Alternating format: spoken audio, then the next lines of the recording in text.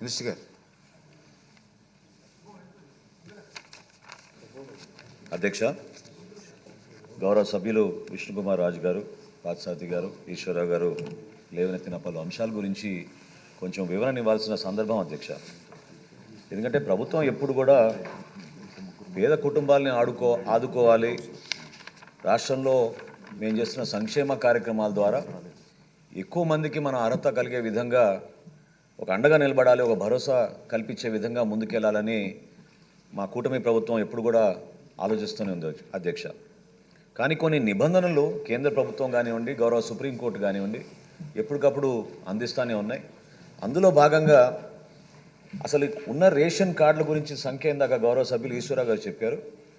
వాస్తవం ఏంటంటే అధ్యక్ష, ఈరోజు 1,46,00,000 రేషన్ కార్డులు ఉన్నాయి అధ్యక్ష మనకి రాష్ట్రంలో.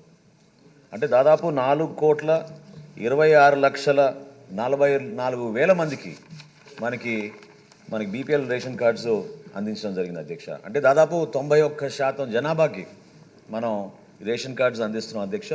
కవరేజ్లో ఎప్పుడు కూడా ఇక్కడ లోపం లేదు అధ్యక్ష. దీనికి ఎక్స్క్లూజన్ క్రైటీరియా అనేది ఎప్పుడు కూడా మేము పెట్టలేదు. ఎలిజిబిలిటీ క్రైటీరియా అనేది మాత్రం జాతీయ ఆహార భద్రత చట్టం ప్రకారంగా, అదేవిధంగా రాష్ట్రాలకి కేంద్ర ప్రభుత్వం అందిస్తున్న గైడ్లైన్స్ ప్రకారంగా మనం కొన్ని ఎలిజిబిలిటీ క్రైటీరియా ఏర్పాటు చేసాం అధ్యక్ష. ప్రత్యేకంగా మనకి ఇన్కమ్ విషయంలో గ్రామీణ ప్రాంతాల్లో 10,000 రూపాయల నెలకి, అర్బన్ ప్రాంతాల్లో 12,000 రూపాయలు ప్రతి నెల ఇన్కమ్ ఉండే విధంగా టోటల్ ఫ్యామిలీ ల్యాండ్ హోల్డింగ్ అంటే కుటుంబానికి ఉన్న భూములు wet lands 3 acres, dry land 10 ఎకరాల కన్నా తక్కువ ఉండాలి అధ్యక్ష. అదేవిధంగా ఎలక్ట్రిసిటీ కన్జంప్షన్ 300 యూనిట్ల కన్నా తక్కువ ఉండాలి అధ్యక్ష. దీన్ని 6 నెలల యావరేజ్ తీసుకుంటారు అధ్యక్ష యాజ్ ప్రామాణికంగా. అదేవిధంగా ఏ గవర్నమెంట్ ఎంప్లాయీకి కానీ పెన్షన్కి కానీ కార్డు అర్హత లేదు అధ్యక్ష. కానీ ఎవరైతే పాపం కష్టపడి పనిచేస్తున్నారో శానిటేషన్ వర్కర్స్ కానివ్వండి, సఫాయి కర్మచారులు కానివ్వండి, మున్సిపల్ కార్మికులు ఎవరైతే పనిచేస్తున్నారో వాళ్ళందరికీ కూడా దీంట్లో ఎగ్జంప్షన్ ఉంది.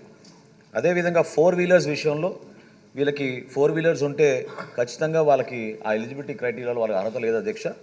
ఇన్కమ్ ట్యాక్స్ విషయంలో మీ అందరికీ తెలుసు, కేంద్ర ప్రభుత్వం ఎప్పుడైతే ఈకేవైసీ ప్రాసెస్ చేయమందో ఆధార్ని మనం అనుసంధానం చేసుకుని ఒక్కసారి ఇప్పటివరకు మనకి ఇన్కమ్ ట్యాక్స్ గురించి కూడా మనం డేటా షేర్ చేసుకున్నాం. సో అందులో కూడా ఇన్కమ్ ట్యాక్స్ పే ఎవరిని ఉంటే వాళ్ళకి అర్హత ఉండదు అధ్యక్ష. మున్సిపల్ ప్రాపర్టీ 1000 square feet కన్నా ఎక్కువ ఉంటే ఖచ్చితంగా వాళ్ళకు కూడా అర్హత ఉండదు అధ్యక్ష. నేను చాలా గర్వంగా చెప్తున్నాను అధ్యక్ష, ఈరోజు ఆంధ్రప్రదేశ్ భారతదేశంలో నంబర్ 1 స్థానంలో నిలిచింది అధ్యక్ష ఈకేవైసీ ప్రాసెస్లో. ఇప్పటి వరకు మనం 87% కంప్లీట్ చేసాం అధ్యక్ష మన కార్డ్స్ అన్ని కూడా. మార్చ్ చివరి నాటికి అంటే సుప్రీంకోర్టు గైడ్లైన్స్ ప్రకారంగా ఈకేవైసీ ప్రాసెస్ 31 మార్చ్ 2025కి పూర్తవ్వాలి అధ్యక్ష. 100% ఆంధ్రప్రదేశ్లో భారతదేశంలోనే నంబర్ 1 రాష్ట్రంగా మనం ముందుకెళ్తాం అధ్యక్ష. ఈ ఈకేవైసీ ప్రాసెస్ కూడా పూర్తి చేస్తామని సగర్వంగా నేను చెప్తున్నాను అధ్యక్ష.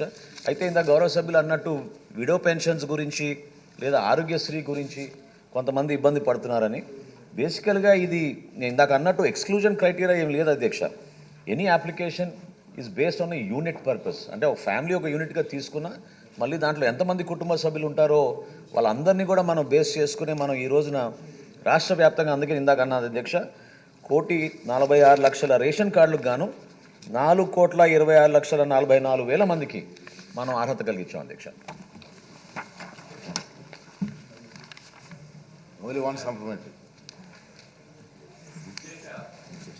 ఎవరన్నా ఒక జీవనోపాధి గురించి ఒక ట్యాక్సీ కొనుక్కుని 4 వీలర్ సెకండ్ హ్యాండ్ కొనుక్కుని అది యూజ్ చేసుకుంటా ఉంటే మీకు 4 వీలర్ ఉంది, కారు ఉంది అని చెప్పి వైట్ కార్డు తీసేయడం జరుగుతుంది అధ్యక్ష.